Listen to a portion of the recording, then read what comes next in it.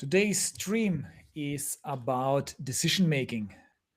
As an entrepreneur, you have unlimited decisions to make, and the better you do them, the faster you progress. And with 15 years of entrepreneurship experience, we have done countless decisions. And one thing I recognize is also this decision fatigue, isn't it, Chris? It's like at some point at least for me, I feel so tired. Oh yeah, decision fatigue. This is a real thing. It's particularly bad by the end of the day when you cannot really decide. Do you want to eat like I don't know pasta or pizza for dinner? And you're like, ugh. Both needs time and energy and effort. Ugh. Even though it's not really the case, it both is easy, but still you are struggling. Yeah, yeah, we are not machines. We at some point we run out of energy. Yeah, it's super Oh. fascinating. Like I was watching the other day video on the modern world or like why we are constantly tired all the time. Hmm. And it was mentioning like on average we have to take like 500 decisions a day, Wow, crazy. and this is actually we are not made for this. We need to, most of the time we were developed to have like 30 minutes of high intense action during the day, and then the rest of the day you are most likely idling Wow, or yeah. like walking around. So, and these days you wake up, you're like, oh, should I do yoga now? Should I go for a run? Should I wait 10 more minutes to avoid traffic jam? Should I make a tea? Should I make a coffee? And yeah, there are so many options, so many things requiring your attention and asking for you to take an action on an option, and it adds up during the day. Also in our activities like video games, social media, it also requires so many decisions, isn't it? Constantly, like in this game we have to try, not just drive, but you see it in the intermission more or less, where you have to select the next piece of track you want to attach to this racing track. So this is again a decision you have to make. And then if you are entrepreneur, it's a completely new level. As employee, I think you already have so many decision made for you. You Oh, know absolutely. pretty much which area you should focus on. But as an entrepreneur, you have to figure that out as well. Yeah, if you work in a team and you have like a good team manager, you're like, okay, I will know what to do because it's gonna be on our project management tool, and then I just execute. Yeah. And then maybe you have a few decisions to take on each task during the day, but you no longer have to prioritize your to-do list for that day. And not just that, but also do the week and the month and whatever scope you're scoping usually. Yeah. Yeah, there's like you get up, you have to choose what you wear, you then have to choose what you breakfast. And I think many successful entrepreneurs, they try to limit their choices, at least for simple stuff. And Yeah, they it's wear crazy. the same stuff, have a similar breakfast, have a similar routine every day. Absolutely. I know people, they wear the exact same outfit every day: blue Yeah. jeans and a black shirt, a black t shirt, and that's it. Every day. Yeah, I I I wouldn't mind to do that as well. If I just choose something that I really like, and then I could duplicate it all the time, like buy it in bulk, 5 pieces or something, or 10, and then yeah, it looks good, and I don't need to think about such things. Absolutely. I think this is the reason why we see like people on social media or like those lifestyle coaches like, yeah, do meal prepping, do like uh, establish a routine, because once you do the same thing for 4 weeks, it turns into a habit, Yeah. and then you have actually one less uh a decision to make. And if it's like, yeah, okay, I the only thing I have to do when if I'm hungry, I go to the fridge, get out the container, put it in a microwave, and heat it up. I no longer have to take a decision like, oh, do I need to go out? Should I cook? What should I cook? What am I in the mood for? So this is already like, I think habit building is important to reduce the amount of Oh yeah. daily decision making on unnecessary stuff.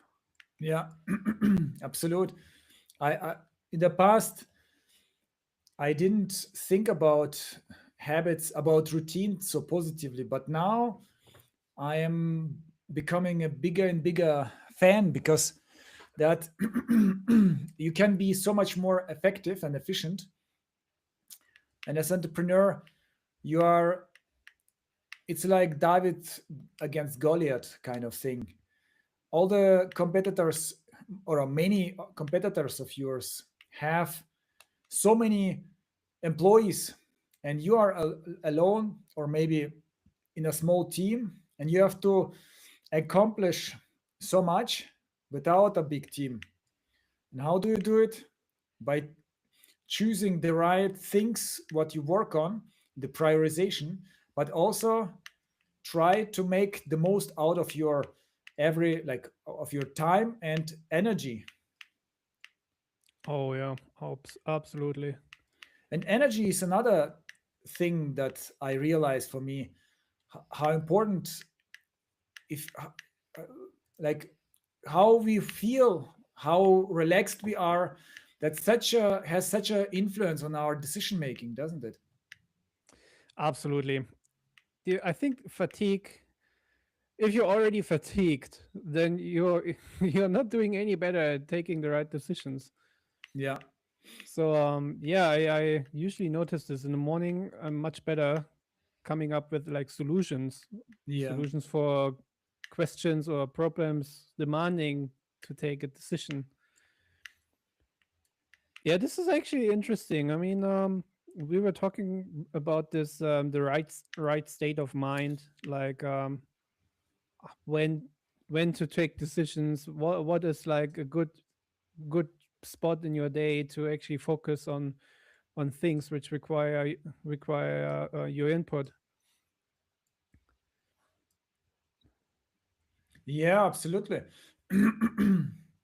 It's sometimes you feel just down and demotivated, and this is not a good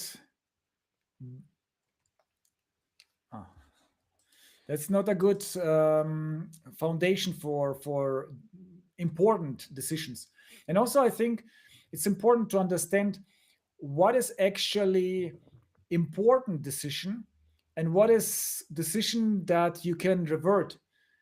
I realized for myself that sometimes I'm taking too much effort for simple decisions that don't require actually to overthink it. Oh yeah, that's actually a good question. I mean, is there like a framework for that? I mean, I know that some people they like try to quantify like each option, like this makes, I don't know, this will cost X amount, this will cost Y amount, or if you take this decision, option A is gonna lead to less revenue, Oops, option wrong B button. might be more revenue. So actually, do you have any good ideas on what is actually a good function for prioritization of like those decisions? So I I I I don't know if I should join first. My keyboard somehow stopped. My Y button didn't work. So um, Yes, I mean, many things, they can be optimized at a later stage, and they are, you can redo it without big impact. Yeah. But also in the past, I was overdoing it in the other direction. I was trying to implement kind of like this lean startup approach for everything, where I tried to make like everything as fast as possible. And there is also a big challenge I realized, that after a while you have kind of like so many technical depths or decision depths kind of in your blog. For example, if you promote something, if you create a sales funnel, if you have software startup, if you don't think enough about all the steps, then suddenly everything is kind of like below average, and it cumulates to very like poor product and poor marketing.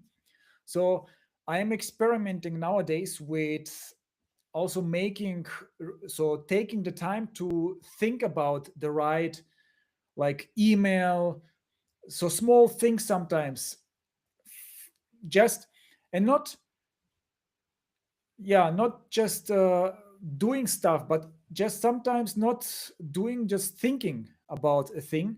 And I am oftentimes surprised how great of ideas come to my mind if I just give my mind some time to think. So Oh yeah. but to your question, a um so why, yeah, okay.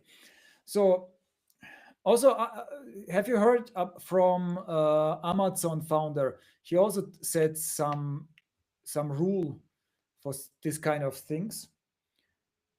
No, tell me about it. He said some tasks are like, most of the tasks, they can be, they are, so a few tasks or a few decisions, they are one way door kind of, and you cannot go back and make the Yeah. decision again. And all other, he tries not to spend too much time on that, but on the, for example, if you, in his case, if he hires, if he decides on which building to take for his business, that's a important decision. But for example, which color for the logo, or how the logo should look like, as an entrepreneur, it's so easy to overthink such small things, but they don't bring you so much effect in your day to day, like in your success. For example, remember this guy in Munich, Chris, who wanted, he said like, yeah, I Some. want this button in this way, or this Yeah, yeah. frame in this way. And we were thinking, will it bring you more revenue? You, and he was like, yeah, I spent so much time thinking about this one small part of the website. Yeah, exactly. I think this is a good prioritization function already. A bit binary, like is it an ultimate decision? Can I go back from it? Like I think a good example is like should I quit my current job or should I terminate my client? So this is Oh yeah. definitely something you should spend more time on it.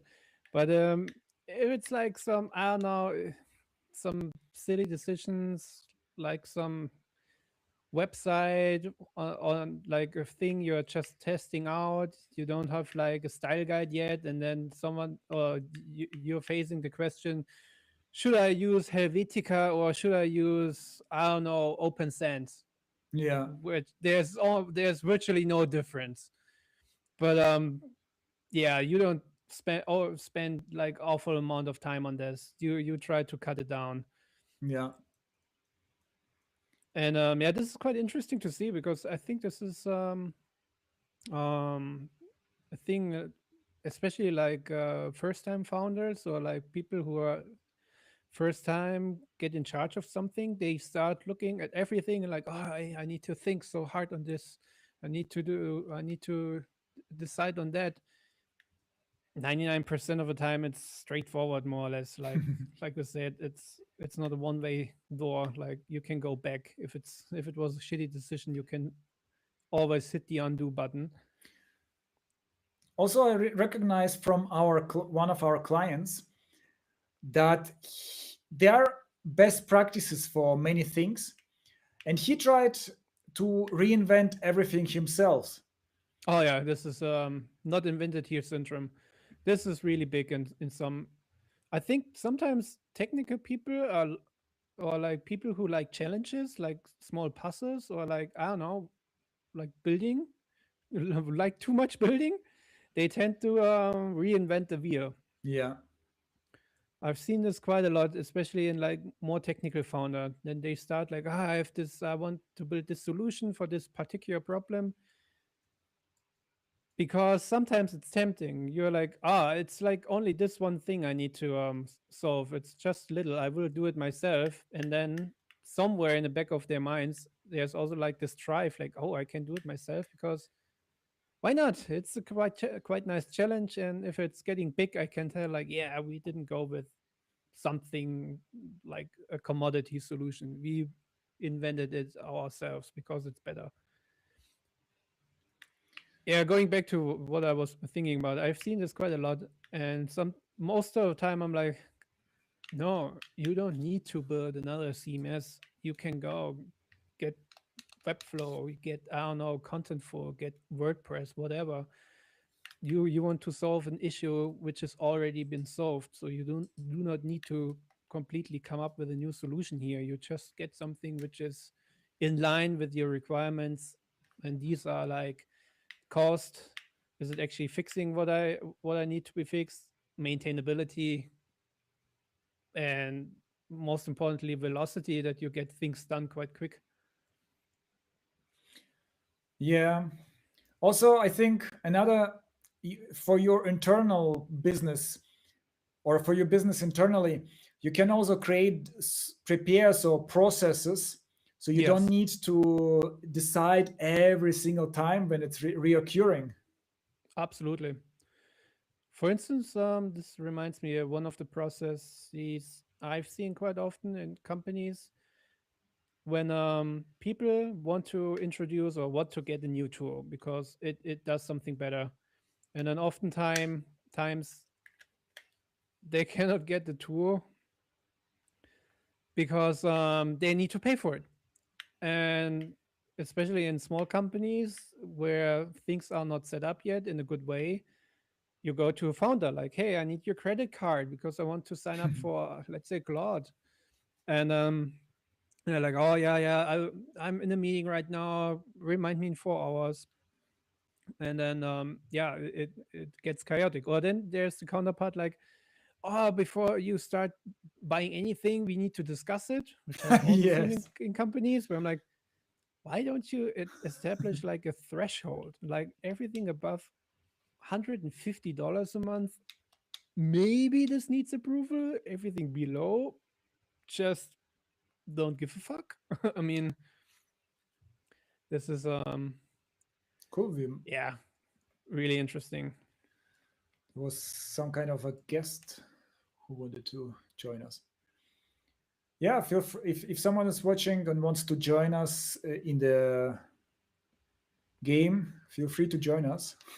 Just need to be quick. For some reason, it came and left. Probably mistyped. Uh, Yeah, I mean, 4 letters.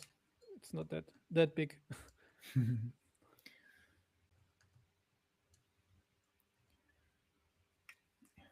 so, But yeah, in summary, we can say so. First of all, you need to take care of your So first of all, we learned that the decision making requires energy, mental energy. Yes. Yes. And as entrepreneur, you just have so many decisions to make that you need to reduce the amount of decision and the complexity by, for example, using best practices, uh, delegating properly, that you give them enough freedom to make their own decisions, and you are not the bottleneck for every single thing, which is, I think, oftentimes the reason for that is, for some reason, my keyboard controller is not working as expected. Technical difficulties all through the day. Yeah, the I think this is a good thing to say. Like, not everything requires a decision. I mean, what we discussed in the beginning, like, take out unnecessary questions, or like things where you have to take action on, like doing the meal prepping and putting on the same clothes every day. It is reducing the mental load, definitely. And then, yeah, this prioritization thingy, that also, like what you mentioned, like not everyone needs to go to you and ask for your permission on things. Make sure that you have like documentations ready, or like FAQs or processes where people can actually go back to. This is also more scalable, because it's good if you have like, imagine you're a founder, you're starting hiring people, and you hired the first person. It's quite fun because you're doing like more like a sparring and some almost like pair programming. It depends on where you're working. But then you're hiring more people, and then you and everyone requires your attention. This is no longer scalable after a certain point. Absolutely. So so people should be aware that every decision they do not really put in the process, and they don't really codify somewhere where other people can actually follow. This will reduce, first of all, the quality, because every time you might have different outcome, because you don't really remember what decision making process you had the last time, and it might be 3 months ago. So you go back to square one and start again. And Absolutely. then the scalability aspect. If everyone is trying to track you into some small minute detail on some project, you are no longer progressing at all, and this is training and pushing you also like into the valley of despair. Yeah, it's a good point you mentioned that if you constantly have to redirect your attention to something else, you cannot make you cannot clearly think and focus, and in the end your decisions will be pretty bad. So I think it's a combination out of removing all the distractions, all the unnecessary decisions, but then to focus on the one thing that is now the most important thing. And also, like we said,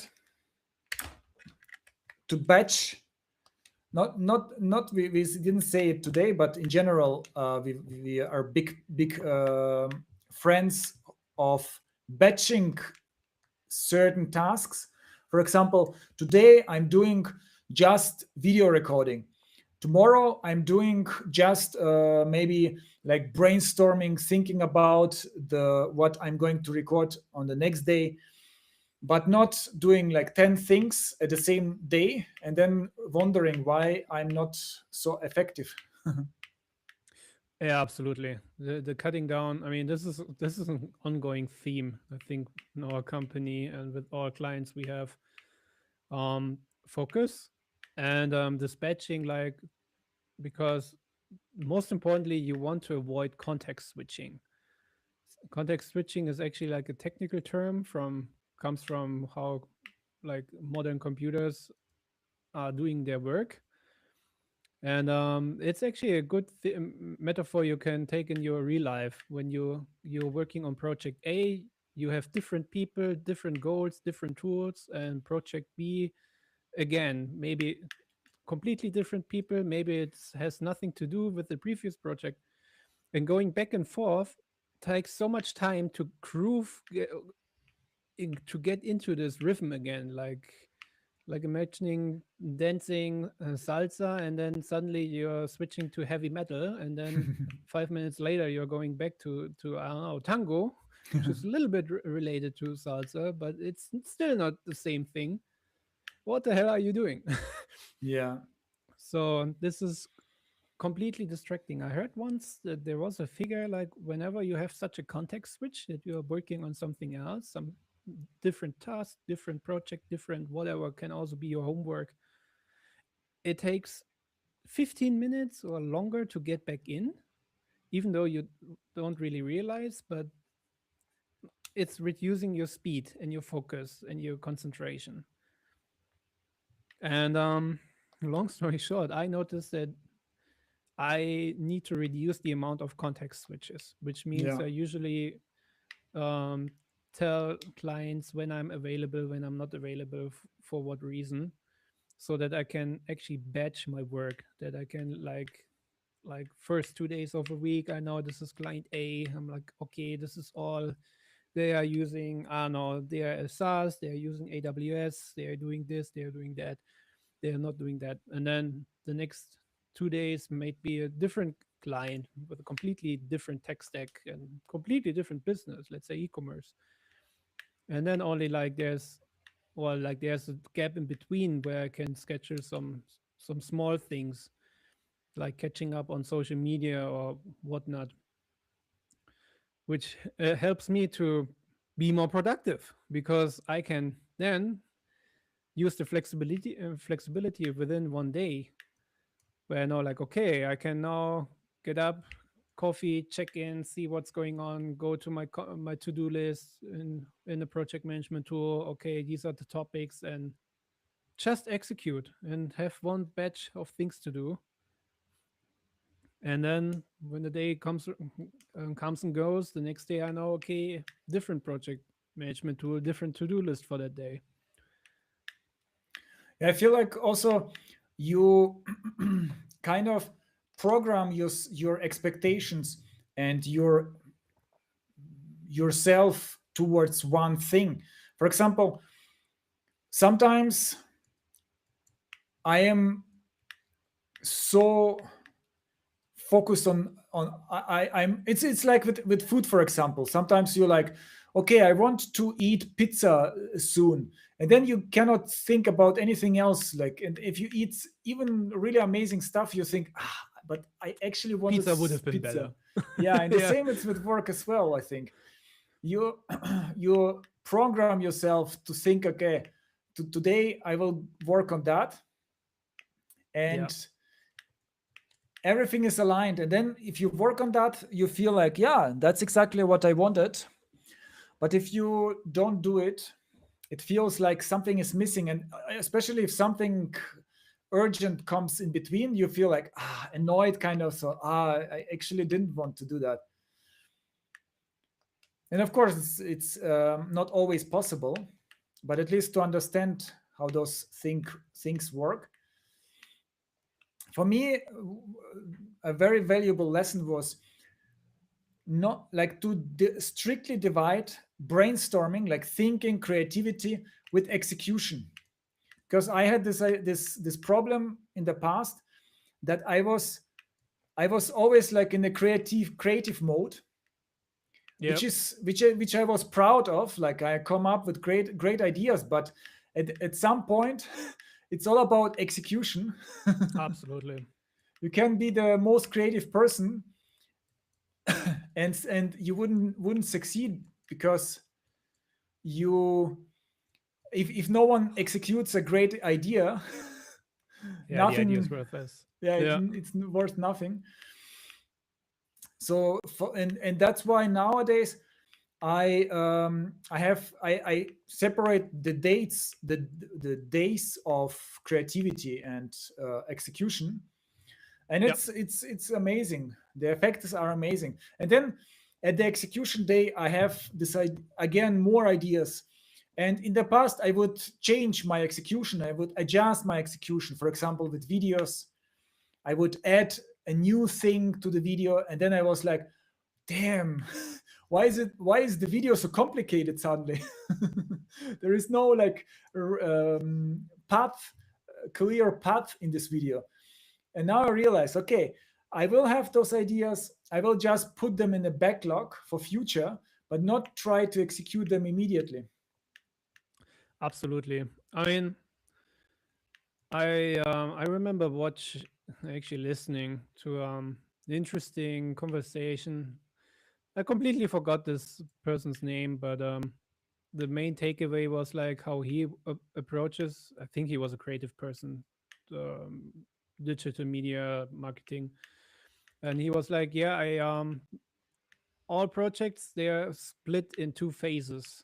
The divergence phase, where he's like trying to research things, play around with let's say tools, concepts, Yeah. ideas, just to like explore, just to get an idea and feel for things. And then at some point, which is clearly defined most of the time, like 50-50 worked well for him and his agency. At some point it's like, okay, now we need to wrap it up. No, we need to distill like all the information we got here. He usually uses a huge mind map. Like I think a cool tool for this is FigJam, which I've used with a couple of clients, where we simply had a huge whiteboard, virtual whiteboard, where we put all the ideas, all the things, all the different findings in one huge board. And then it would come down to, okay, now we need to scope. Now we need to actually come clear like what is important, what is not important, and try to get an action plan out of it, and then start executing. And interesting tidbit about this is like the divergence phase. What you said, like sometimes playing around with things and doing stuff and mixing it up too much. I think especially for ADHD people, it still should be a thing, because I noticed for myself, I cannot really plan everything ahead. I need Yeah. to get my hands dirty, see how some things feel like, and I call that usually the de-risking. Like I have ideas, and then I'm taking the idea. It's not fully fledged. It might be a prototype of some sorts, or like a concept, a proof of concept, and then I get a feel for what is coming up next. At the same time, I get more clarity. Like, okay, this the direction is right, or or the direction is completely wrong. And and then I can actually refine like the next steps. Like, okay, this, let's say some tool, some framework has proven to be like easy usable. Let's go with this. And the next things is gonna be like, okay, we need to use this framework to do A, B, and C. So, and I couldn't have known this before tinkering around. So I think Yeah, this is true. also one thing people should keep in mind, that the creative or the divergence phase is not just about sitting at a table with a coffee and a notebook in front of you and scribbling down ideas. It's actually trying things out, researching, exploring.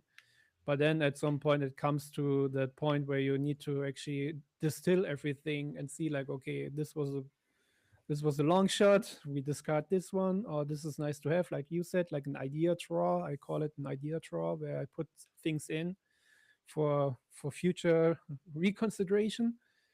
And then there's like the concrete action points, and then maybe you are able to actually get a plan out of it and can execute it and even have a timeline. That would be the best, which I Timeline is a usually good point. fail.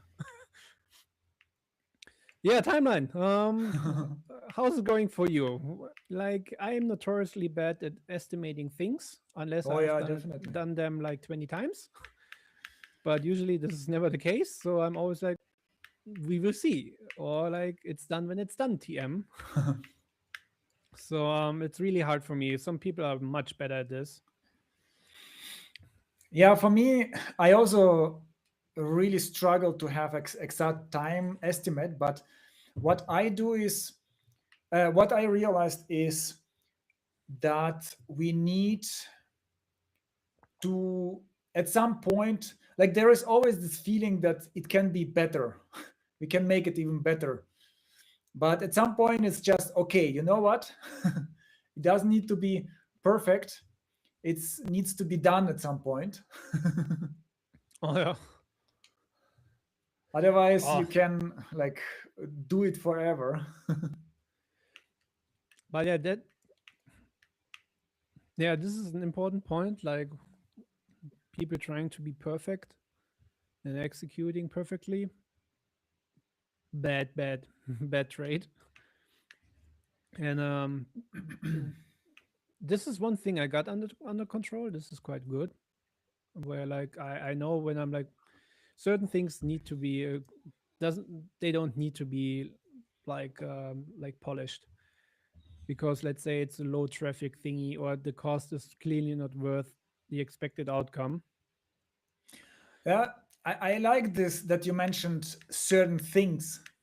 So there is room for really like trying to make it as good as possible, but only if it's really important and if it's like mission critical kind of.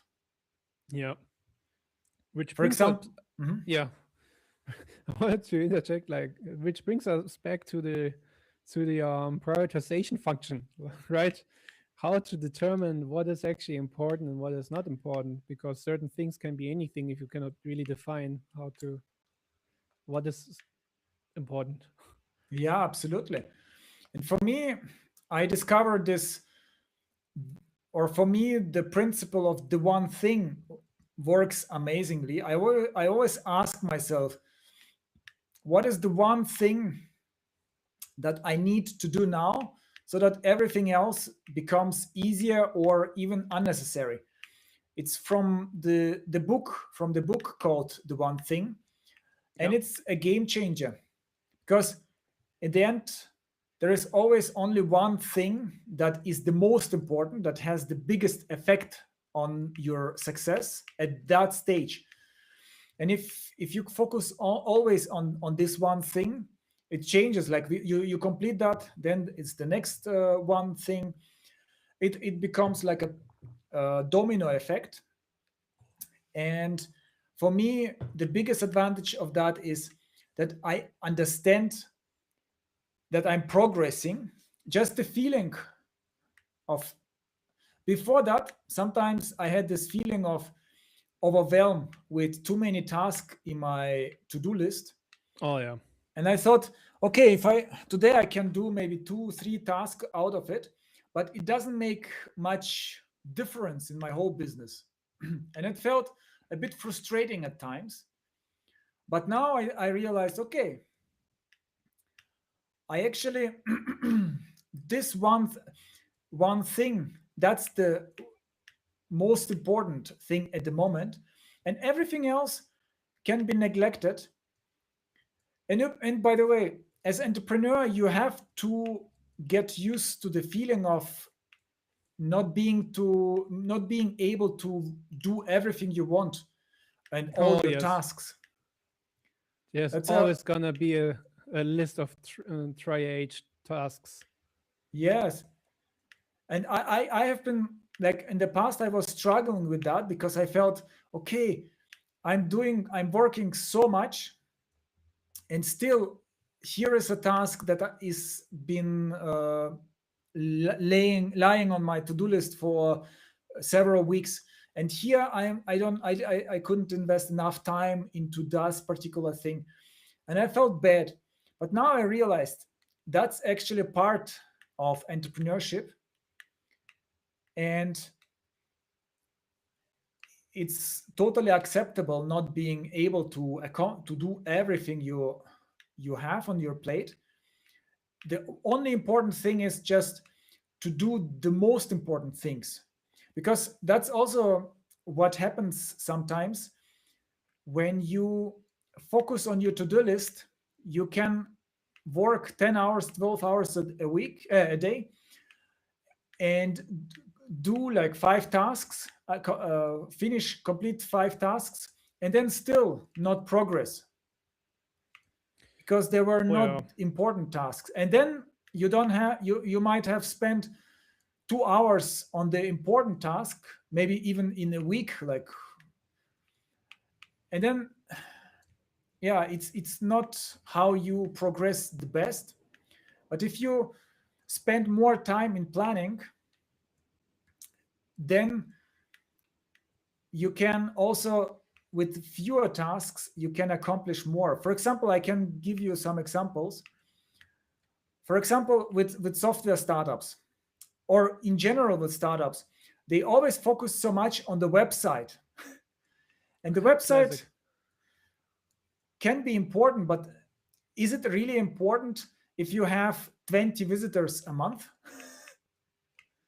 Yeah. Is it really, like, how much will you improve your conversion? Like, how many more clients will you generate if you have even 100 visitors a month? Even if you spend a lot of time, you improve it, like, really a lot, suddenly you will have maybe one client in 5 years more from those changes. Yeah, this is also an important thing what I'm asking companies when they're like discussing what to work on and have a wish list. I'm like, what is actually using the phrase one thing your company is doing for like, yeah, let's say e-commerce. I mean, what they want to do, they want sell their inventory. So they need to decide what is actually driving the sale. Is it like that the FAQ page has a new cute animal on it? Yes. Or is it like I don't know, some blog they are talking about? Like, I mean, we had one client where they always wanted to set up some content, and we were like, here your clients are more or less forced to come to your to service anyway. So the most important thing is actually that the actually e-commerce flow, the checkout process is working, and that this is all good, but not waste time on some websites. Absolutely, some Which blogs or some kind of useless like features. recommendations that they've seen online. And I think that's a big issue for entrepreneurs, because they see so much yeah, advice online, like, yeah, you have to do this, you have to definitely do SEO, you have, and to do SEO you definitely need a blog, and so on and so on. And then, yeah, now you have to definitely use those 10 AI tools, and you need to optimize your website to be recommended by AI tools. And then you can spend eternity, and many of those things are not actually important for your business, for your current business. Because also, what founders need to understand is that majority of advice that they see for marketing, for example, is made for businesses, for bigger businesses, Yeah, not for startups. absolutely. This is also one thing, like where some companies lose so much, like, oh, we need to set up our terms and conditions and this and that. And I mean, sure, you need to set up the terms and conditions, but you also don't have to overthink it. Yeah, Just focus on your first 10 customers. Try absolutely. if the business hypothesis actually works. And then you can start like working on the rest. But yeah, this is about what is actually important. There's one antagonist to that. It's like, what is it what you want to work on? This is what I get easily distracted where I'm like seeing a to-do list and okay, there's this boring task True. treading on, but I much rather would work on this now. So maybe you have a hack for your reward function in your brain that you make sure that you are doing the right tasks in time and not like delaying like actually important stuff, but you are not doing it because you it's not your thing. That's a good point. So that's a good point. So you might have theoretically decided in the right way to do the right things, but then you are demotivated or you postpone that because in like there are so much more comfortable tasks to do or more interesting tasks. For founders, it's oftentimes, for example, not getting out there and contacting potential clients, but instead to hide themselves with logo and website where you have the safety and you can be creative, but it doesn't give you a progress. And for me, yeah, I realized one important thing. I do it for all my activities, even for improv theater and my leisure time. I try consciously to think about what I'm going to do now and why, and Mm-hmm. stay with that kind of like. Mm-hmm. So, for example, and by the way, this is like the biggest motivator is why you are doing it, the reason for that. Yep. And when I realize, okay, it's one way, like if I do that, I will get clients. And if I get clients, I will be able to do more of my favorite tasks. I will be able not to worry about finances. I will be able to do that and that. And like that's the real entrepreneurship. That's one thing. And the other thing is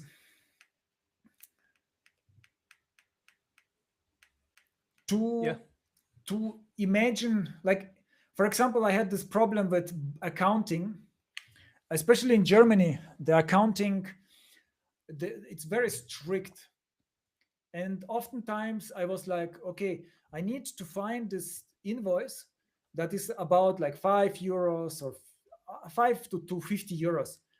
And I thought, so I'm spending now and like so much time for such unimportant tasks, and it doesn't make such a difference in my business, in our business.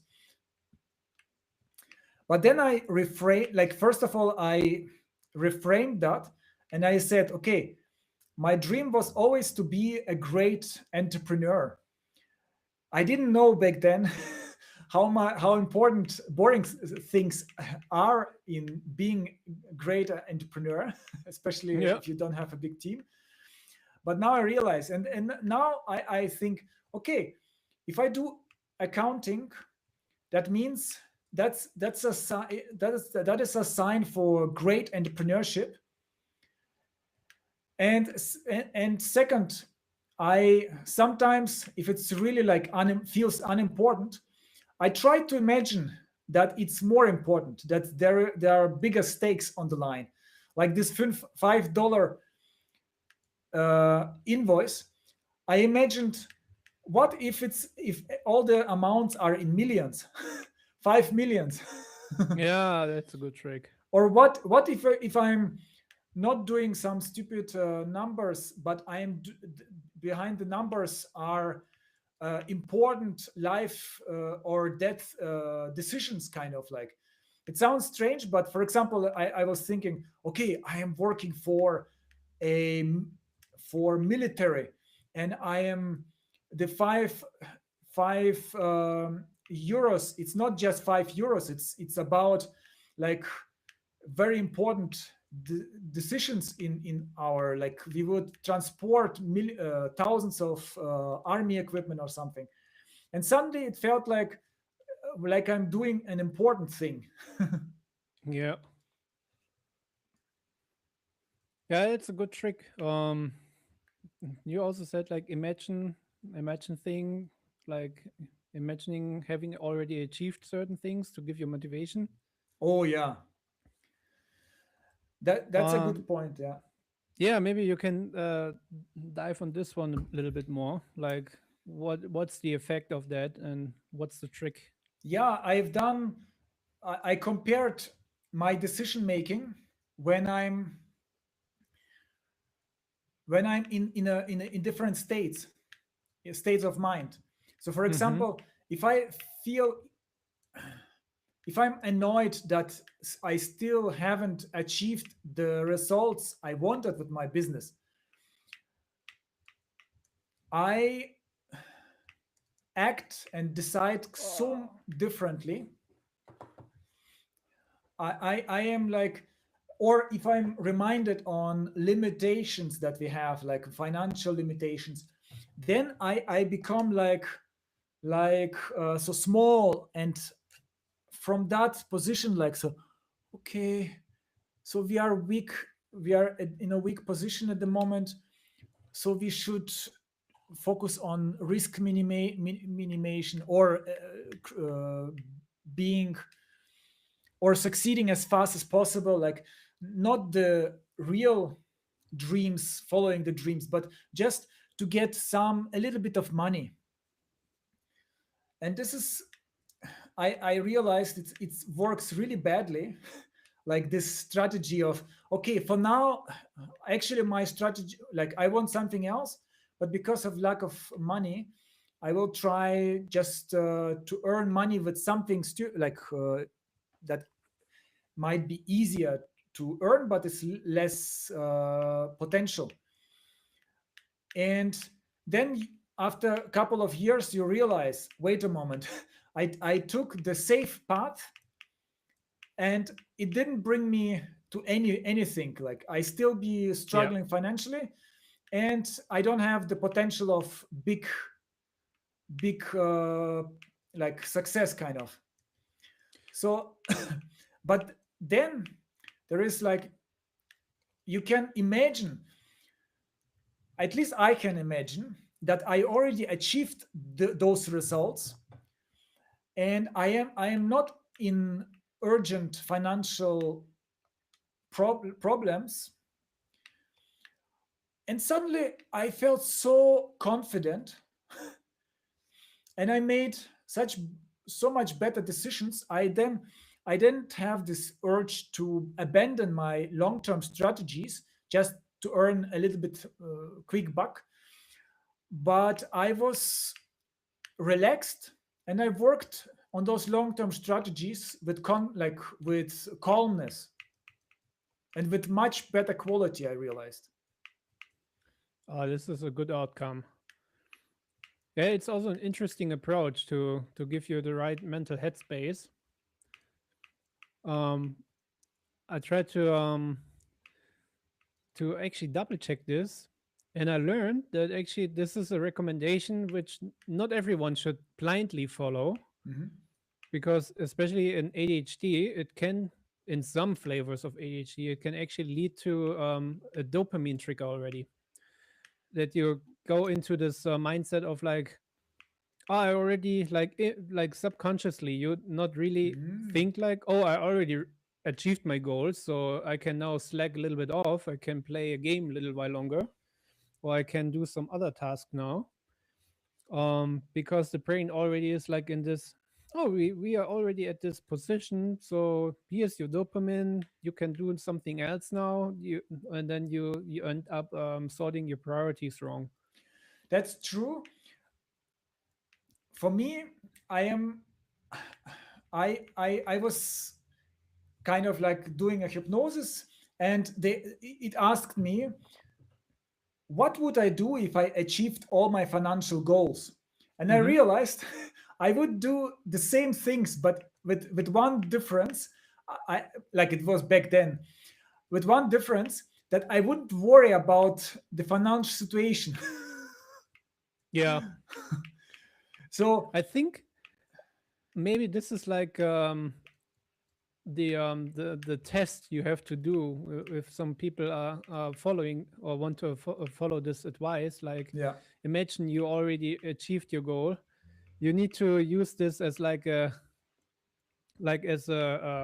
a quick check, a quick test you can do to see like, okay, will it have a negative impact, or will it like you said, like what is actually changing? Oh, like, yeah, one uncertainty is gonna go away.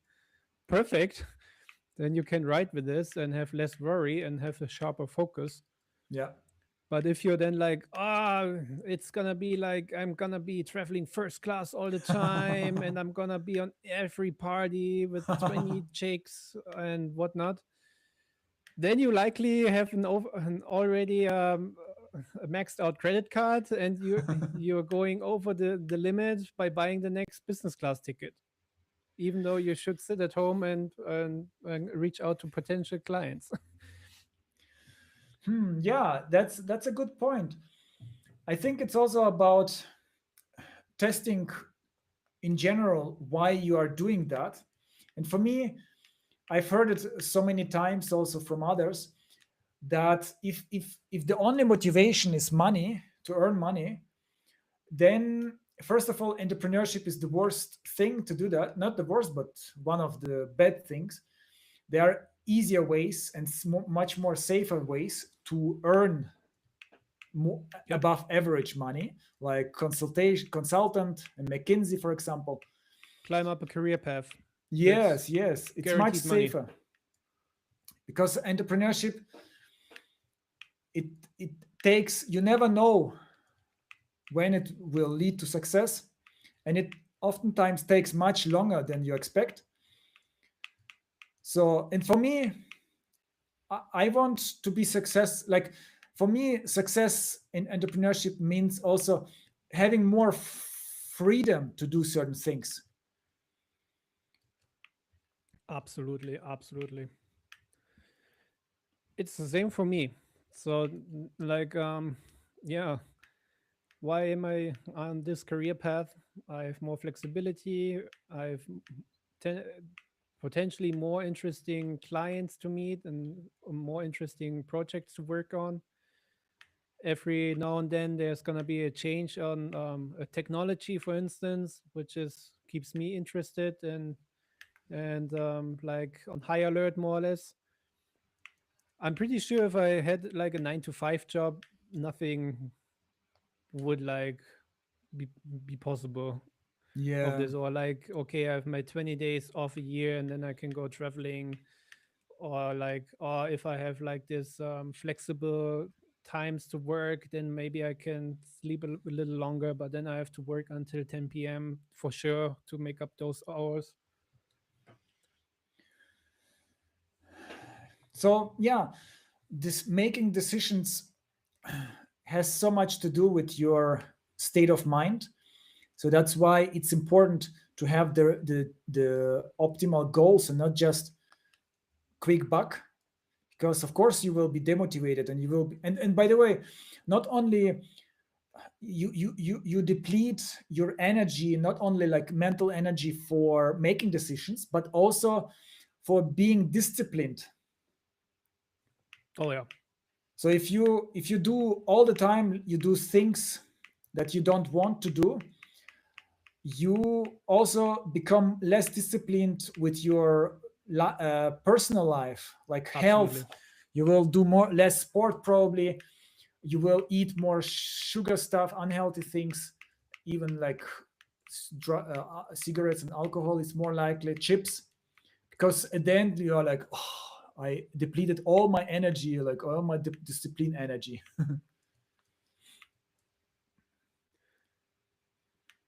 But yeah, of course, it's also about thinking consciously about the right motivation. Like, why do you do those things? Like I mentioned in the previous stream, I started, when I track my time, I started writing down why am I what will be the results if I do Mm-hmm. this task. And Yeah, it's really amazing. Like, for example, the connection between the goal you want and the task you do. It can be oftentimes like, if you don't do it actively, you might, your subconscious mind will not understand why you are doing that. But if you are like thinking, okay, now I have to do accounting, a task that I hate, but if I do it, I will be more likely a successful entrepreneur, kind of, because I will have all my finances in under control, and yeah, it's not only for now to save. Like, if you are small, you don't lose a lot of money when you do it, when you don't do it right, but you also train. You can think to yourself, at least, that it's training for a great entrepreneur, because if you grow, then you are already ready. You know how accounting works, you learn so much. Also, this learning thing is like can be very, very motivating.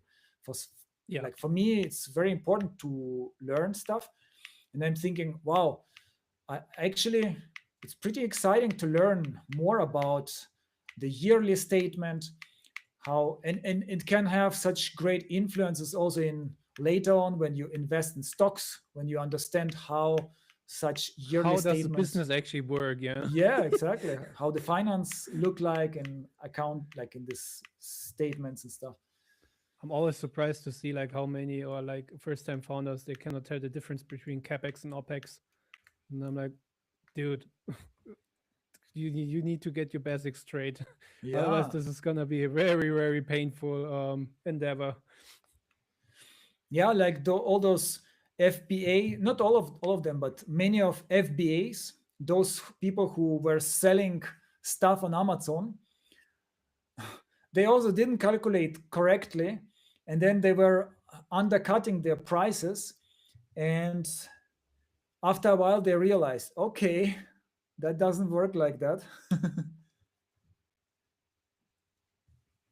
And then they run out of business all the time, like because you need to calculate with everything, not just with things you like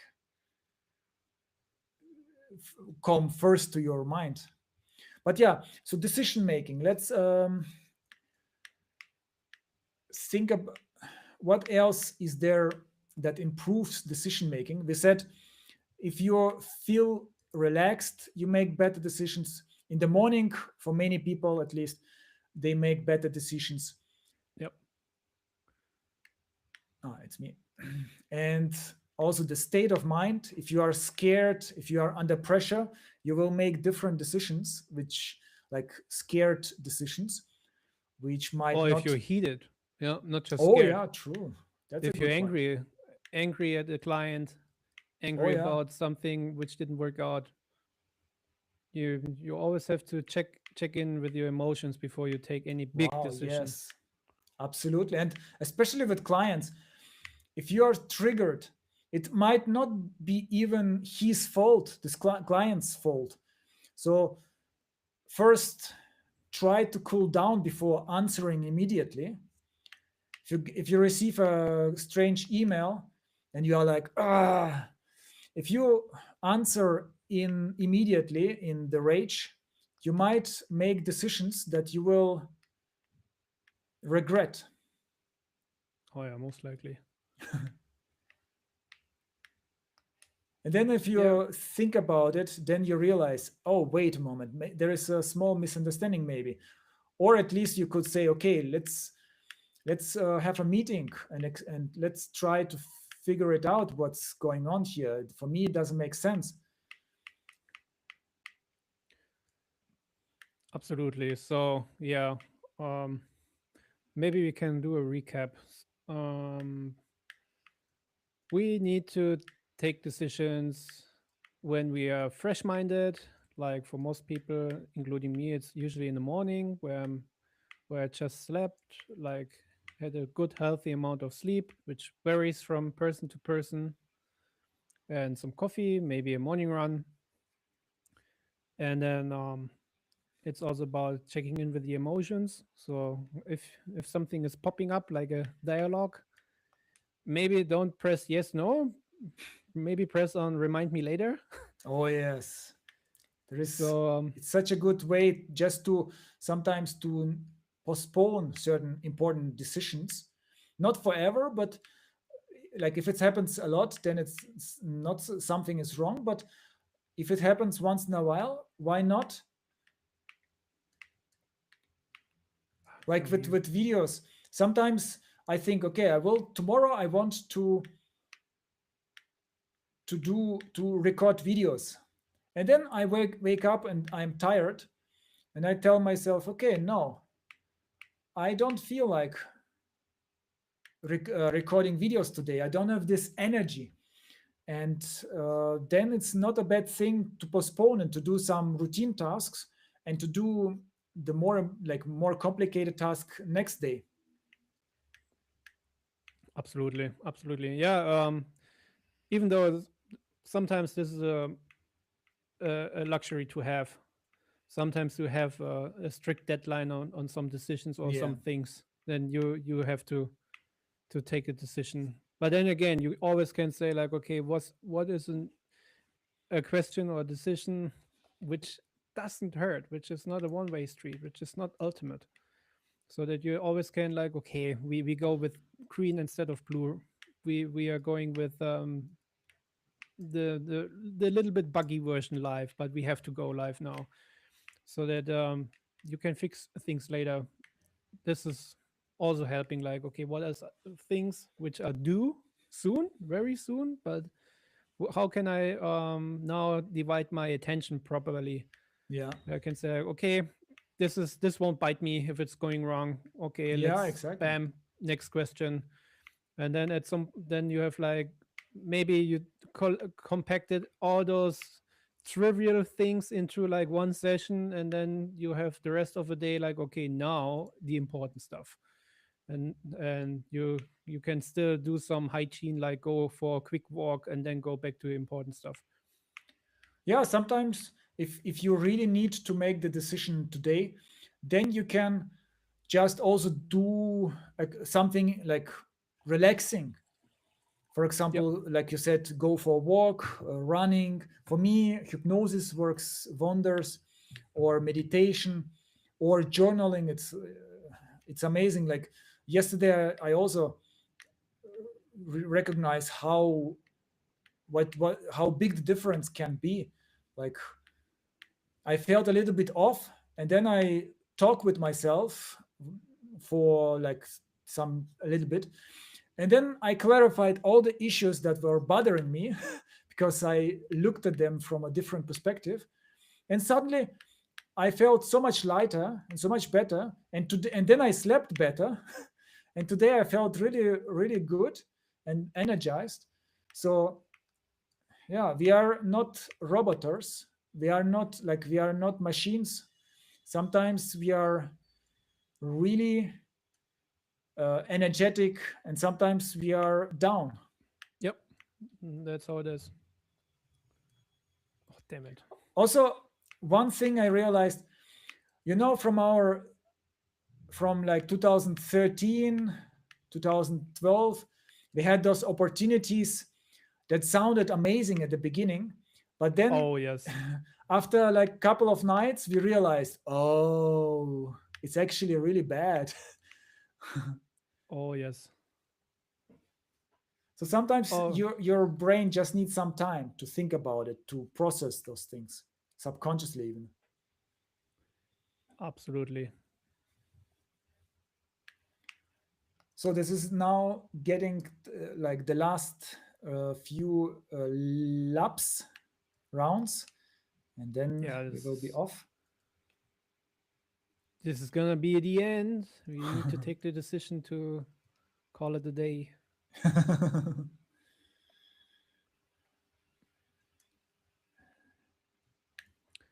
Yeah, pretty interesting topic because it's affecting everyone Yes. from small to big extent. And we learned certain things the hard way, kind of. Oh, pretty much. Like there are also such people who are really good salespeople, and if you just listen to them, your immediate reaction is very positive. And then if you process that, if you also, by the way, talking with others, so I realized that if it's just in my head, it's not as effective. But if I talk with others who are maybe like asking me questions or come up maybe even with their own perspectives, even if I just talk with myself, sometimes it's already helpful. So it can make such a huge difference. How many times like you had a great like it felt for me at least like a great idea, and then I spoke with you, and then even just when I explained this idea out loud, I realized, okay, there Yeah. are some issues. Oh, there's actually one thing among people who program. They call it the rubber duck debugging. It's basically they take the rubber ducky from the bathtub and explain the problem to the duck. And Yes. then while explaining, because you have to rethink like whatever is on your mind and explain it again, usually there's already the situation where like, wait a minute, I see it now. And then yeah, usually you come up with a solution, or you have some angle, Yeah. some point where you can dig deeper. Also, one thing I remember from our podcast episode with a creativity expert or innovation expert from Silicon Valley. She said, oftentimes we feel our initial reaction is that's not possible. And the reason for that is because at that moment we don't know how to solve a certain thing. But it doesn't Mm-hmm. mean it's not possible. And she said like such a great example. How much percentage do you know of everything you need to know, like, or you can know about this area? Yeah. Usually it's below 1% maybe. So that means from the 1% that you already know, you don't know a solution directly. But if you start researching and figuring it out, suddenly you learn new things that might help you to find a solution. So that's also important, like mindset. If something looks very difficult or impossible, sometimes you feel like in your business, okay, now it's done. We owe, like, we have to pay this invoice. I don't know how to figure it out. Okay, I like you feel so like dying kind of, or like your company is dying. But then if you take some time, you do research, you try different things, suddenly the solution pops up and you can find, like, you can solve that. Absolutely. Yeah. All right, it was great, it was fun. Exciting topic. Exciting topic. Yeah, we probably will repeat it in 4 to 6 months, weeks, I mean, sorry. We have we have like a schedule that repeats each self, but not the same topic exactly, but the same area of topic, and we can look at from a different perspective. So like we will also have topics like AI and a little bit about psychology and about marketing. So stay tuned. We are always here in the afternoon, on Friday afternoon of 15 at 15 or 3 p.m. of Bulgarian time. So it might be 2 p.m. if you are in West Europe. See you soon. Bye bye. Bye.